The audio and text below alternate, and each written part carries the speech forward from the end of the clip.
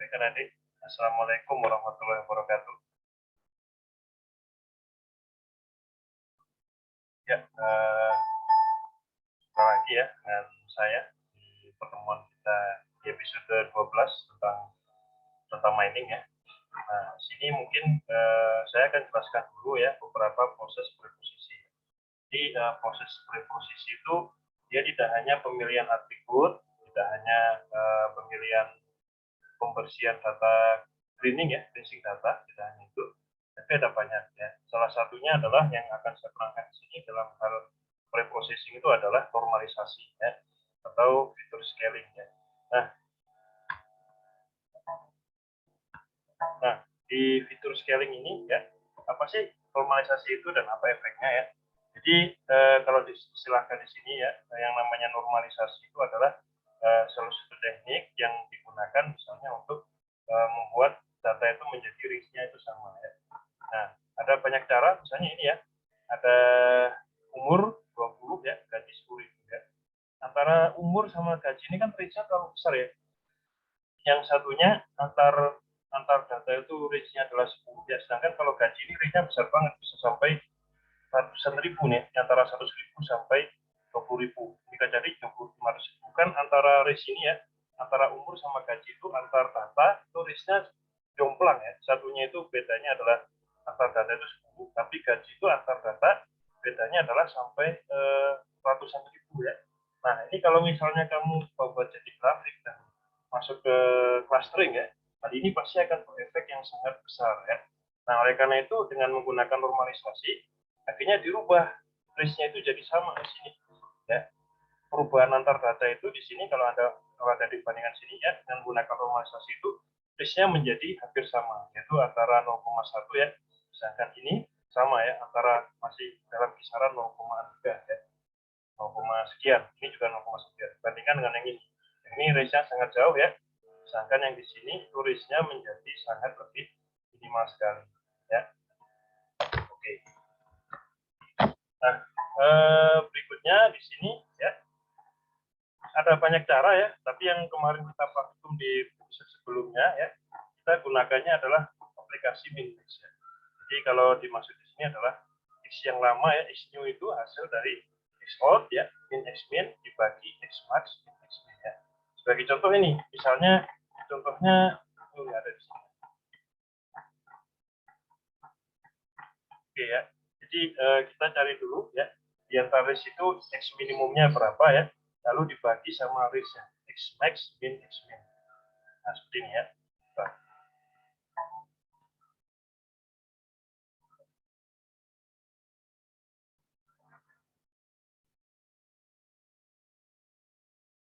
Sebagai contoh ya, misal di sini kita ingin misalnya ada range yang misalnya 12 ya, sedangkan X min-nya itu adalah 4, X maksimumnya adalah 20. Maka X yang terbaru hasil normalisasi berarti adalah antara 4 ya, 8 tadi dikurangi X min-nya, 12 kurangi 8, 4 ya, dibagi antara range-nya maksimum sama minimum, 20 dikurangi 12. Nah, jadinya kan adalah 8 ya. Tadi 4 bagi 8 dia akan mengeluarkan setengah. Jadi setengah ya. Nah, dengan cara seperti ini ya, dengan cara rumus seperti ini, akhirnya antara umur ya sama gaji itu tidak jomplang range-nya ya. Dia menjadi lebih berdekatan di sini ya, lebih hampir sama lah range-nya ya. Nah, ini ada banyak cara ya, ada menggunakan simple fitur scaling seperti ini ya. Lalu ada menggunakan min mix, ada juga misalnya kita menggunakan Z-score ya di sini. Nah, itu ada banyak cara ya bisa kita pakai. Nah, cuman di praktikum ini ya, yang kemarin kita pakai di Basecamp Gojek itu, kita menggunakannya adalah min-max scaler ya. Nah, sekarang kita lihat perbandingannya ya. Kalau misalnya antara yang nggak pakai normalisasi dengan yang pakai normalisasi ya. Misalnya ini, saya run di Basecamp Object dulu ya. Oke, misalnya saya di episode yang lalu kan ini bisa mendeteksi data yang tak wajar ya. Misalnya saya buat jadi min1 di sini, data yang tak wajar ya, kita buat, kita enter. Nah, ini yang ungu ini adalah data yang tak wajar kemarin ya. Jadi dia terlihatnya lebih sedikit di sini, data yang tak wajar ini ya. Nanti kita coba bandingkan data yang tak wajar itu kalau misalnya tanpa normalisasi ya. Nah, ini risknya nggak ada diperhatikan, dia antara 0 sampai 1 ya. Oke, ini juga 0 sama 1. Nah, sekarang kita simpan dulu, kita bandingkan kalau misalnya kita tanpa normalisasi ya. Saya simpan dulu di sini ya. Terus, oke, misalnya fitur normalisasi. Kita save dulu ya. Oke, kita save ya. Nah, sekarang kita coba ya bypass normalisasinya. Kita hilangkan normalisasinya sekarang ya. Kita coba ya. Ini udah kita simpan tadi ya. Ya, klasternya cuma ada beberapa di sini ya. Sekarang kita coba bypass normalisasinya ya. Oke, ini kita bypass saja ya. Min max scalernya kita bypass. Hasil dari episode yang lalu kita bypass dulu di sini. Scale ya. Nah, setelah itu kita coba ya. Yang di sini. Oke, ini kita bypass saja, masukin ke XArray di sini ya. XArray. Lalu setelah itu yang di sini juga kita buat XArray juga.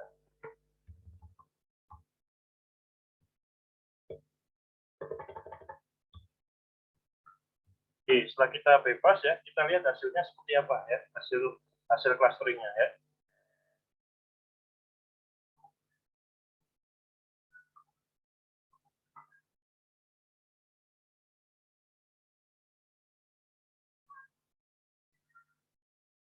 Oke, misalnya kalau tadi kan hanya satu cluster yang terbentuk ya, sekarang jadinya adalah ada dua cluster yang terbentuk.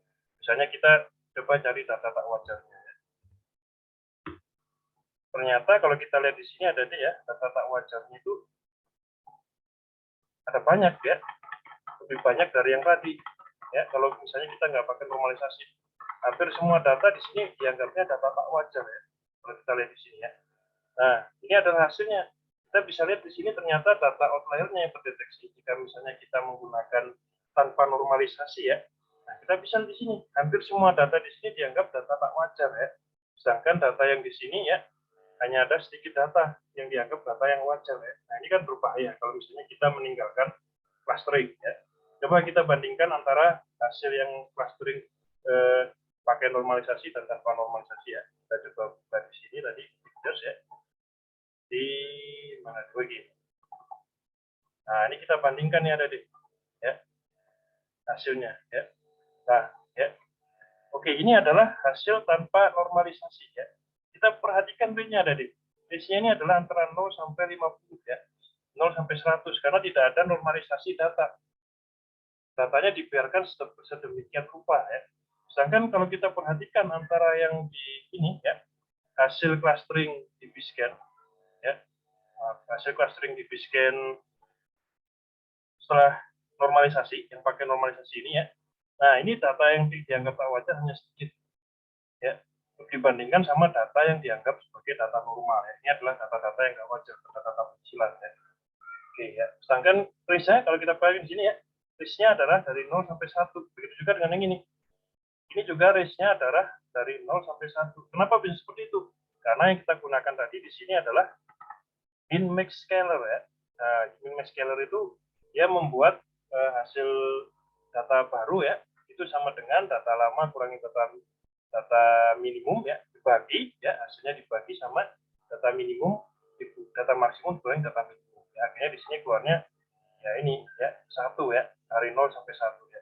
Nah, dengan cara seperti ini ya, kenapa kok sekarang tanpa normalisasi itu ya, kalau kita perhatikan di sini, justru banyak data yang nggak wajar ya, karena kalau kita pakai di Biscan ada dia, kita pakainya hanya epsilonnya 0,1 ya, dibandingkan dengan range yang jaraknya 0 sampai 10 seperti ini ya, ya kita anggapnya banyak sekali data yang nggak wajar ya. Ada data yang range-nya antara 10 ya, jarak antar data itu 10, 20 kalau misalnya nggak pakai normalisasi ya. Sedangkan di sini epsilonnya di Biscan hanya 0,1 ya. Kalau Dede ingin tahu yang di Biscan, nah silakan ada lihat di episode saya yang sebelumnya yang tentang clustering ya. Di sini.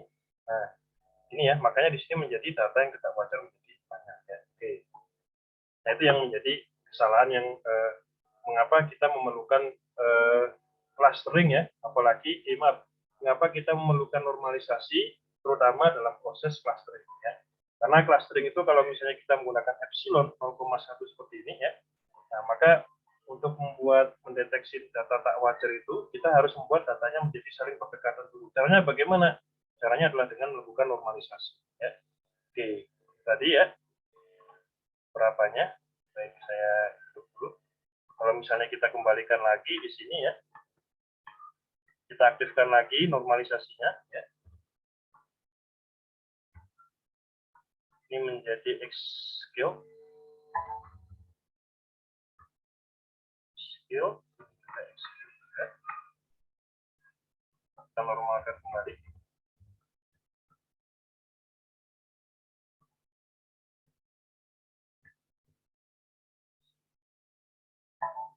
Nah, kita run lagi di sini.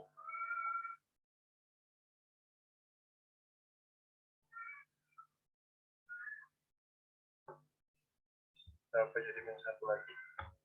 Nah, akhirnya data yang tidak wajar dianggap lebih sedikit dibandingkan data yang dianggap sebagai data yang wajar ya. Oke. Itu ada deh ya, itu tentang scan ya. Oke, ini tentang apa? Tentang pentingnya normalisasi ya dalam clustering ya. Oke, baik. Saya tutup dulu, saya close ya. Nah, sekarang saya akan menunjukkan ya ke adik-adik ya tentang satu proses preprocessing lagi ya, yang kita kasih nama itu adalah smoothing. Oke, smoothing itu apa ya? Kalau saya ambil di teori di sini, smoothing itu sebentar ya. Apa itu tentang smoothing ya? Jadi kalau kita pakai di sini ya, yang disebut dengan smoothing itu.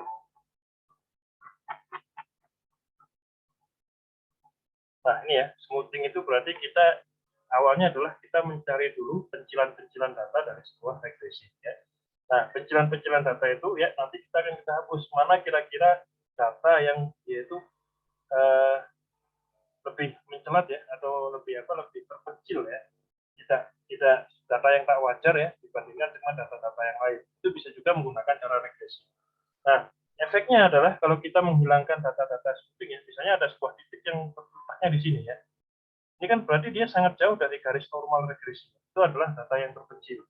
Nah, efeknya apa? Efeknya adalah kalau misalnya data-data smoothing itu kita hapus semua ya, kita hapus dari peredaran ya.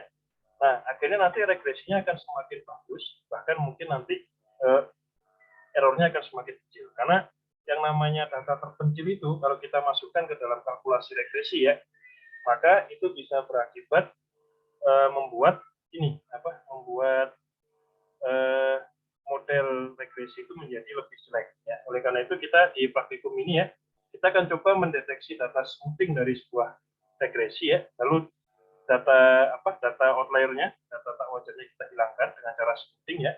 Nah, setelah itu kita lihat hasilnya bagaimana. Ya, baik. Baik, sekarang kita sama di sini ya, Adik. Adik di project yang sama ya. Adik bikin lagi di sini ya.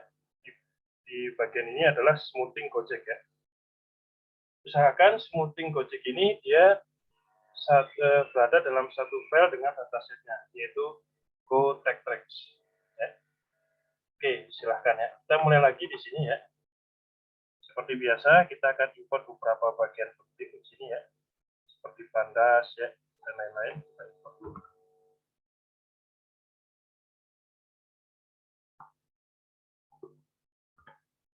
Oke. Kita import dulu di sini ya.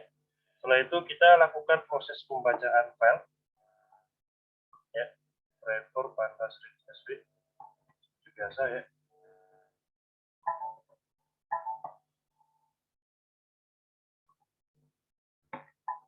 Oke, seperti ini ya. Melakukan pembacaan track ya. Oke, semisal setelah itu kita mau melakukan proses regresi terlebih dahulu ya. Kita lakukan proses regresi di sini ya.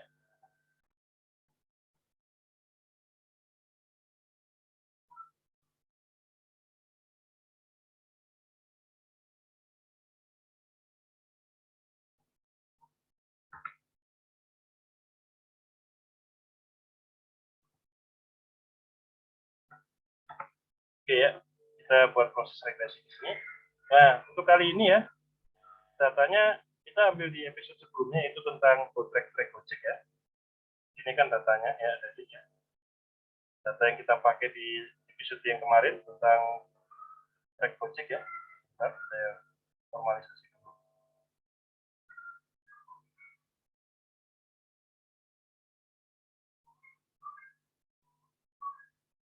Ya, datanya seperti ini. Cuman sekarang kita ingin cari nih, ya berapa sih rata-rata ya. Kalau di yang praktikum ini adalah yang kita gunakan adalah atribut time sebagai x sama distance sebagai variabel variabel perikatnya ya. Dan variabel bebasnya kita buat time, sedangkan variabel bebasnya atau y ya kita buat dia sebagai distance. Ya. Jadi kita akan mengukur berapa sih kecepatan rata-rata para pengendara Gojek itu di jalanan ya dari data ini. Kita ingin tahu nih rata-rata berapa. Ya. Nah ini ada time sama distance. Ya. Nah kita buat di sini ada ya. Seperti biasa di sini sudah ada, kita pilih ya variabel terikatnya adalah variabel bebasnya adalah atribut time ya. Sedangkan variabel bebasnya di sini saya buat adalah distance ya. Nah di sini lalu kita buat ya linear model ya, linear regression seperti biasa ya. Lalu ada regr.fit x, y di sini ya. Kita buat linear regresinya ya. Setelah itu kita masukkan berapa jarak koefisiennya dan time-nya ya. Seperti biasa, seperti di episode kita yang sebelumnya ya, yaitu tentang regresi. Nah, setelah itu kita buat dulu di prediksinya ya. Ini untuk mengukur berapa prediksi dari itu ya, prediksi dari hasilnya ya, di prediksinya. Galat ya, sama dengan np.strt, np-min pau prediksi ya. Seperti biasa ini untuk menghitung IRMS ya, tadi ya. Kita perlu menghitung errornya dulu, atau ibaratnya di statistik itu adalah simpangan bakunya ya. Ini adalah rumus IRMS-nya ya. Baik, nah ini kita buat dulu plotter scatternya ya. Oke, misalnya saya di sini saya buat regresi kecepatan sebelum smoothing ya. Oke. Nah, ini kita buat dulu seliaran smoothing Gojeknya.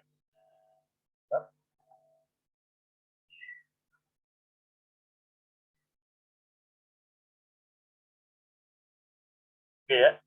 Nah, kalau kita lihat di sini ada deh ya. Di sini itu jarak ya sama dengan 17 km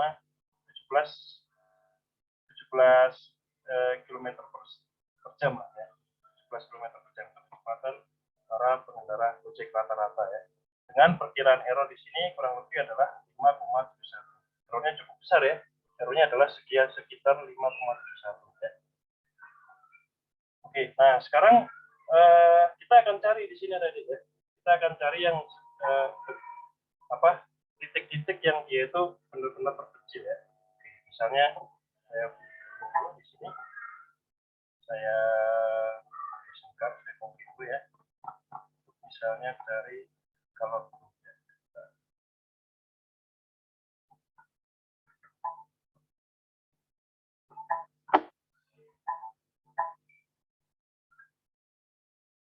saya copy dulu di sini, saya tambahkan hasil regresinya ya.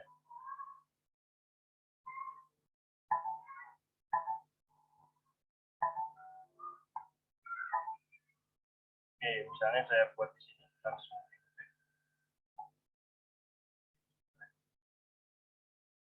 Ya, saya ulangi lagi. Ini saya tambahkan ada scatternya ya, colorful di sini ya. Oke, saya tambahkan lagi.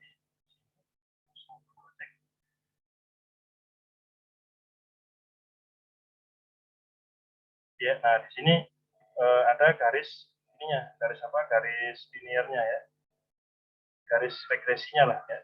Nah dari sini kita bisa tahu yang biru ini adalah data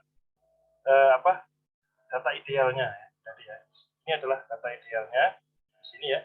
Nah kalau kita lihat di sini ini pasti ada beberapa data pencilan ya, atau data tak wajarnya. Contohnya ini sama yang bagian sini, ini ada data-data yang tak wajar. Nah tugas kita sekarang adalah mendeteksi data yang tak wajar ini ya. kita akan menghilangkan data-data yang tak wajar ini ya, dengan menggunakan teknik smoothing, yaitu menggunakan z-score. Ini contohnya ya. Nah, ini ada beberapa data yang tak wajar. Nah, kita akan temukan ini ada di ID nomor berapa sih data-data yang tak wajar ini. Ibaratnya kalau kecepatan rata-rata pengendara Gojek itu adalah 17 km per jam ya. Ini berarti ada orang yang tukang kebut nih. Ya. Bisa kita deteksi orang yang tukang kebut. Atau misalnya ini data yang memang dia nggak wajar gitu. Data yang mungkin dia salah ketik, alatnya rusak dan lain-lain ya. Sehingga kita perlu waspadai data-data yang nggak wajar ini apa. Atau memang dia ini adalah data-data data-data yang driver yang suka ngebut, bisa jadi ya, atau bisa jadi data dari driver yang jalannya itu lambat banget ya. Lambat menjauhi normal lah gitu ya. Dia jalan tempuhnya bagus tapi ternyata menjauhi normal di sini ya. Lambat banget. Ini bisa kita tegur dua-duanya, baik yang kebetulan sama baik yang tidak jalannya terlalu lambat. Dan kalau dengan terlalu lambat ya kasih juga konsumennya ya. Oke, nah misalnya setelah ini ya, kita bikin lagi di sini. Sekarang kita akan menentukan ada di mana titik-titik objek mana yang dia itu terlalu cepat atau terlalu lambat dibandingkan dengan kecepatan normal dari driver Gojeknya ya. Oke, kita buat di sini.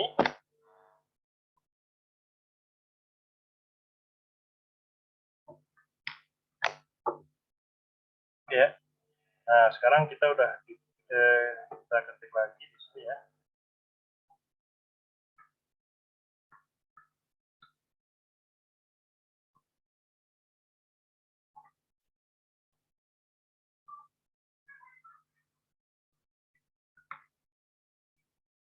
Awalnya, misalnya di sini saya kasih tanda ini adalah sebelum smoothing ya.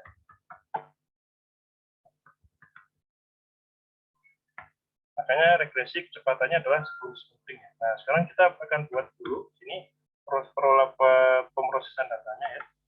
Nah, ini berarti driver array yang tadi di sini ada nih ya. Kita bikin dulu variabel baru driver array ya. Di mana si driver itu kita masukkan ke dalam array ya, NV array. Kita gunakan ini ya. Driver ini kan hasil membaca dari datasetnya ya dalam bentuk variabel driver. Nah, variabel drivernya itu kita masukkan dengan menggunakan nv.array seperti ini. Dia akan masuk dalam variabel baru yang namanya adalah driver array ya. Nah, ini enrawlen y ini kita gunakan untuk menghitung ya berapa panjang dari datanya ya. Dan y ini. Oke ya. Ini adalah untuk menghitung panjang datanya ya. Oke, saya tambahkan aja di sini ya. Ini untuk ya apa tadi?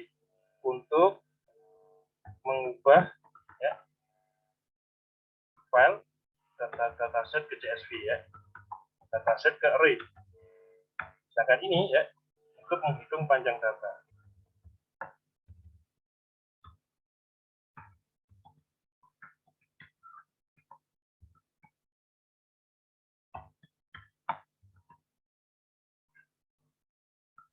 Oke ya, seperti ini. Nah, sekarang kita akan cek lagi ya. Kita akan hitung lagi di sini. Misalnya saya buat di sini print data outlier ya. Oke, misalnya seperti ini.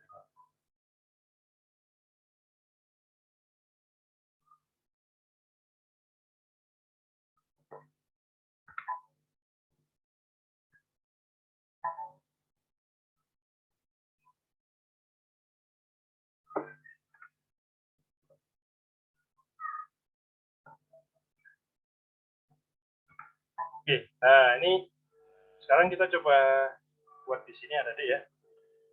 Ini jadi ada variabel jarak ya. Nah, kita ingin lihat di sini predik ya, driver array I lebih besar dari 3 ya. Kalau kita lihat di sini ya, driver array I lebih besar dari 3 itu ya, berarti ini kan berarti setelah dijadiin jadi array ya, berarti 0, 1, 2, 3. Nah, dia kan masukin time di sini ya. Nah, time itu nanti ya, dia masukkan ke dalam rumus prediksi untuk menghitung jarak. Jadi kira-kira jarak yang diprediksi itu berapa. Kita berarti di sini menghitung grafiknya ya. Oke, sebentar saya copy dulu ini ya. Supaya banyak yang paham ya.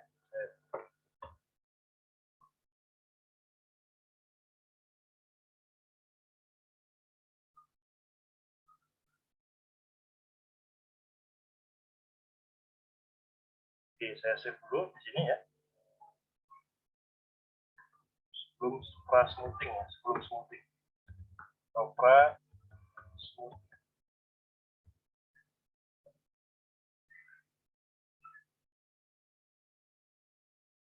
Saya simpan dulu, ini save ya. Oke ya. Nah, ini berarti fungsi ini ya tadi ya, fungsi jarak track predik itu adalah saya ingin menghitung ya kira-kira di titik ini, di titik yang udah ada regresi kecepatan ini, kira-kira warna biru itu ukurannya berapa ya. Nah, setelah itu di sini ya, saya akan menghitung z-score ada di atau score. Skornya itu saya buat di sini itu untuk menghitung seberapa jauh sih sebenarnya selisih antara jarak yang ideal hasil prediksi itu dengan data aktual ya. Berarti kalau datanya terlalu jauh ya, maka dia bisa jadi disebut sebagai data yang data yang ekstrim atau data yang tidak wajar atau disebut data wajar. Nah, ini saya mencoba hitung skornya. Contohnya ini, ya. Saya ingin tahu ya, kalau kita bisa lihat visualisasi data di sini, kita bisa tahu adalah data-data wajar ini ya, contohnya ya. Nah, kita ingin tahu nih, seberapa besar ya jarak antara data yang ekstrim ini ya ke jaraknya yang ideal itu berapa. Makanya di sini saya buat di sini adalah driver RI 4 ya. Driver RI 4 itu berarti 0, 1, 2, 3, 4 distance ini ya.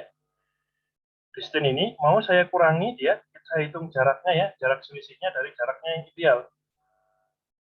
Ini, makanya ini ada I4 di sini ya. Ada I4 ya. Driver RI min 4, min jarak. Sebenarnya jarak itu adalah data aktualnya yang ini. Ya. Lalu driver I4 berarti saya ingin menghitung ya berapa selisih antara data aktual ini sama jarak yang sebenarnya. Ya, driver I4 itu adalah distance ya, amalan dari distance 1 0 0 1 2 3 4 ya. Nah, saya ingin hitung nih berapa jarak antara data hasil prediksi dengan data aktual ya. Itu yang kita buat sebagai score ya, atau set score ya. Oke. Nah, oke ya. Ini, nah ini dibagi galat. Kenapa bisa seperti itu? Galat itu kan ini ya, hasil dari RMS-nya tadi. Ya. Nah, sedangkan galat itu ya, kalau di dalam teori statistik ya, galat itu yang saya masukkan sebagai hitungan ini, ya, galat error RMS itu dia disebut sebagai standar deviasi. Ya. Karena kalau kita baca di ilmu statistik di sini ada ya, atau z-score itu ya. Nah, z-score itu adalah angka yang merupakan perbedaan antara nilai data dan rata-rata dibagi dengan standar deviasi. Nah, standar deviasi itu apa? Standar deviasi itu yang ini ada di. Standar deviasi itu yang ini apa? Yang galat NP, SKRP, NPP ini atau RORMS ya. Nah, itu saya bagi dengan galat ya. Nah, dalam teori statistik ya, data ekstrim itu adalah semua yang z-score-nya ini ya lebih besar dari 3. Jadi kalau kita baca teorinya dulu di sini ya tentang z-score ya. Nah, di sini ada muncul perkataan bahwa data outlier atau data ekstrim itu adalah data yang bernilai jauh dari rata-rata. Atau aturan umumnya yang untuk menilai data itu ekstrim adalah skornya itu adalah kurang dari min 3 atau lebih dari plus 3. Menunjukkan bahwa nilai data adalah ekstrim. Ya. Nah, ini kita udah buat rumus untuk menghitung z-score-nya ya. Dari jaraknya ya, jarak aktualnya ya, jarak tempuh aktualnya di sini I4 dikurangi sama jarak ideal hasil prediksinya. Nah, ini jarak hasil prediksi nih ya. Oke, misalnya saya buat aja di sini jarak prediksi ya, supaya ada nggak bingung ya. Ini jarak prediksi bagi jalan, misalnya seperti ini. Oke, nah ini setelah kita buat kita hitung semua skor dari semua objek data itu ya. Nah, sekarang kita patuhi peraturan ini ada di bahwa sesuatu itu dianggap ekstrim jika z-score-nya adalah kurang dari min 3 atau lebih dari plus 3 ya. Nah, kita buat lagi di sini if ya. Kita masukkan if-nya.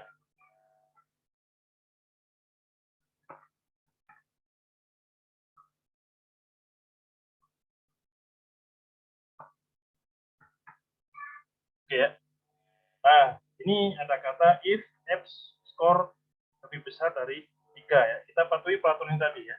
Data ekstrim itu menurut statistik ya, aturan umumnya adalah nilai yang kurang dari min 3 atau lebih dari per 3 menunjukkan pastikan bahwa nilai data adalah nilai yang ekstrim.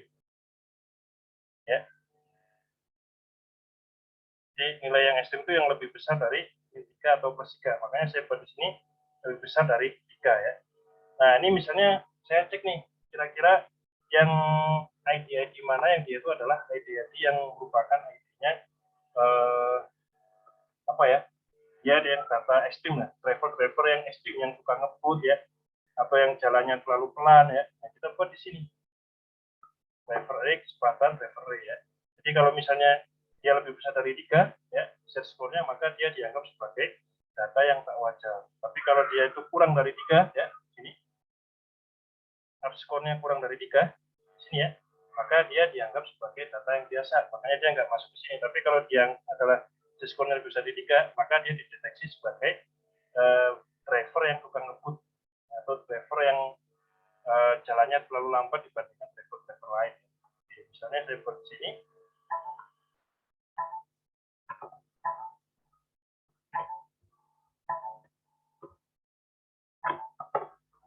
Oke, saya run tadi.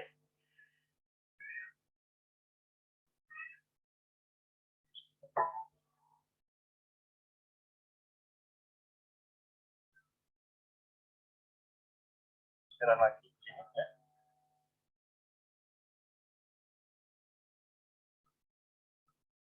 Oke, ini data yang asli ya. Sedangkan dia di sini sekarang sudah bisa mendeteksi data-data yang tak wajar. Ini hanya warning aja ya.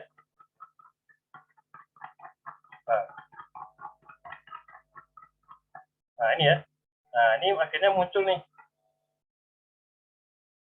Ini apa? Nomor-nomor Android yang merupakan data yang tak wajar.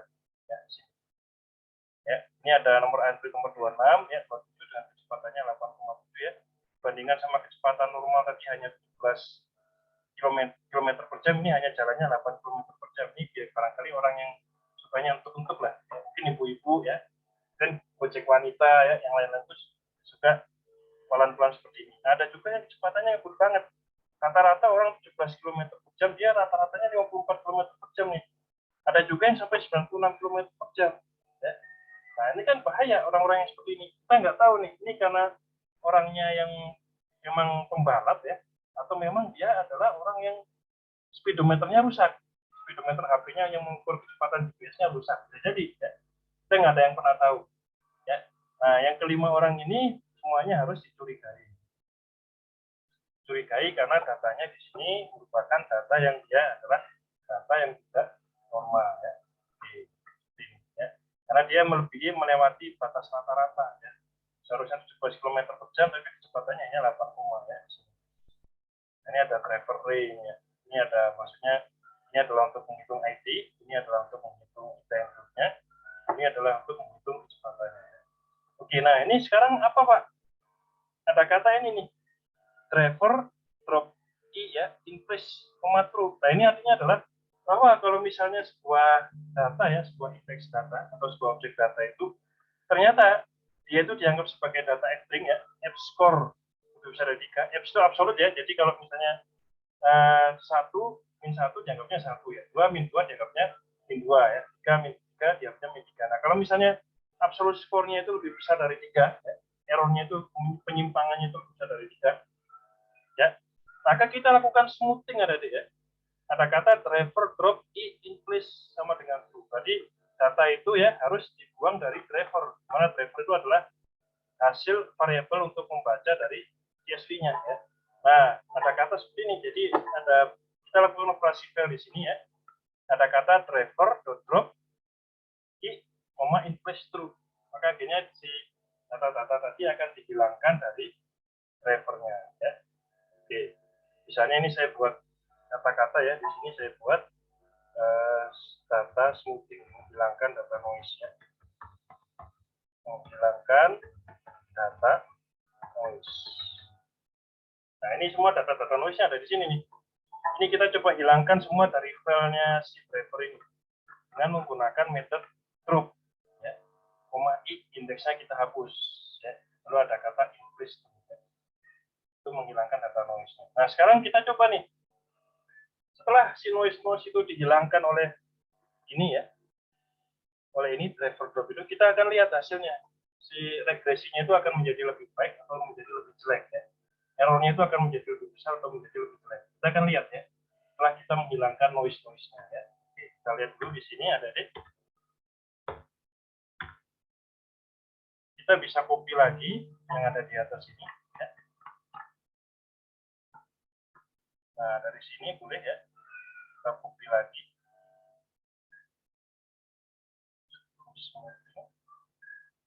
Kita copy lagi ya.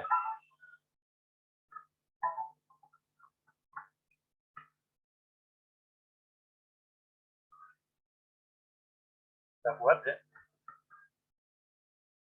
Nah, cuman di sini kita buat sekarang ya regresi kecepatan setelah smoothing ya. Ini kita buat kecepatan setelah sama ya. Kita copy paste aja yang dari yang atas ini. Jadi, primer ya, distain ya. Dengan syarat si drivernya tadi dia sudah mendrop ya, sudah meng-delete semua yang tidak wajar ini. Jadi 5 item ini ya, yang bikin noise ya, yang bikin memperjelek modul ini sudah kita hilangkan dari data ya, menggunakan driver drop ini. Ya. Oke, ini sama ya, linear model regression, jarak ya, time, static dan lain-lain ya.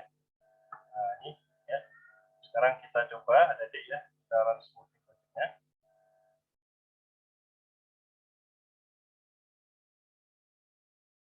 Oke ya, di sini kecepatan sebelum di smoothing ya, dia ada 17 km per jam ya. Dan ternyata errornya itu adalah 5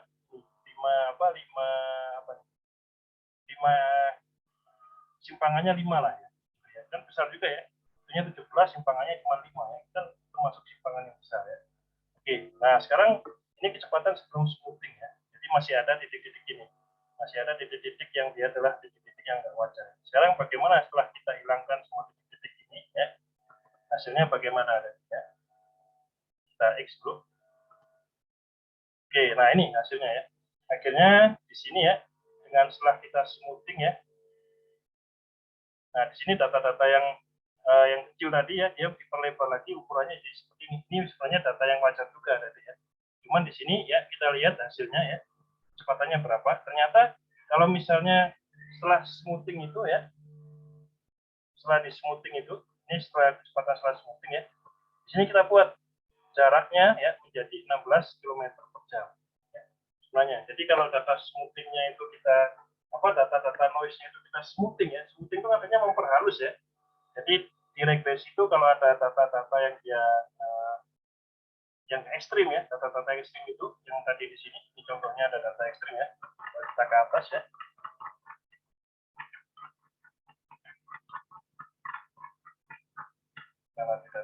Nah ini ya, ada data yang nggak wajar. Ini warning-warning biasa ya. Nah ini ya, ini ada 5 data yang nggak wajar di sini. Ya, ada 5 data yang nggak wajar itu. Misalnya ini kita hapus ya.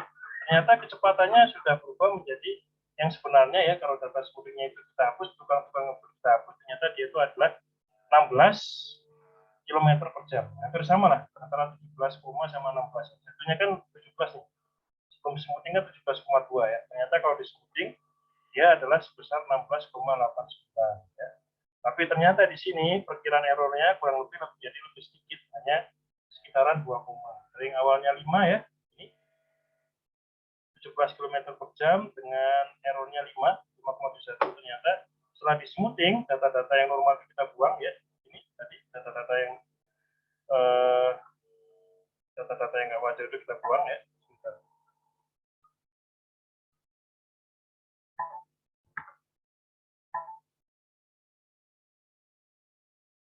Data-data ini kita buang ya. Kita hilangkan dari filenya. Ternyata kecepatannya modelnya menjadi lebih baik. Modelnya menjadi hanya 16 km per jam ya, dengan errornya sekarang lebih baik yaitu 2,69. Jadi fungsi dari smoothing ya. Jadi apa itu smoothing? Smoothing itu adalah proses untuk menghilangkan data noise dari regresi. Tujuannya apa? Tujuannya untuk semakin memperbagus model prediksi. Ya. kalau ini digunakan ke model prediksi, dia jadi lebih akurat yang ini, ya. Karena noise yang mengganggu tadi, yang merusak model atau sedikit menghambat model itu sudah kita hilangkan, ya. Errornya pun menjadi lebih akurat, ya, menjadi lebih berkurang 2,693, dia menjadi model yang lebih akurat. Nah itu, jadi pentingnya dari di sini saya mau jelaskan bahwa preprocessing itu ada banyak langkahnya, ya. Bahkan itu yang paling berat di data mining, ya, bandingkan pemilihan algoritma. Ada, kalau kemarin kita bahas ada preprocessing, misalnya pemilihan atribut, ya, lalu ada pemilihan menghapus data cleansing, ya, data-data kotor kita hapus, ya. Nah, kalau yang sekarang ini adalah ada normalisasi, ya, contohnya di tadi yang di scan tadi kita saya jelaskan, ya. Lalu ada juga yang dia adalah smoothing, jadi menghilangkan data-data noise, data-data tak wajar, ya. Itu bisa kita hilangkan, ya. Setelah itu ternyata hasilnya ternyata jauh lebih baik, modelnya jauh lebih akurat. Nah, ini proses smoothingnya di sini tadi, ya, kata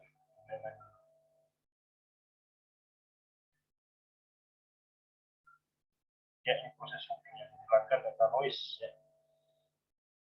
Oke, ya, itu dari saya, ya, untuk episode data mining ini, ya. Semoga episode data mining ini memberikan manfaat kepada adik yang seluas-luasnya, ya. Semoga sukses di UASnya dan ujiannya, dan semoga ilmu data mining ini bermanfaat bagi adik-adik untuk pengabdian di jalan umum, ya. Baik, saya tutup. Assalamualaikum warahmatullahi wabarakatuh.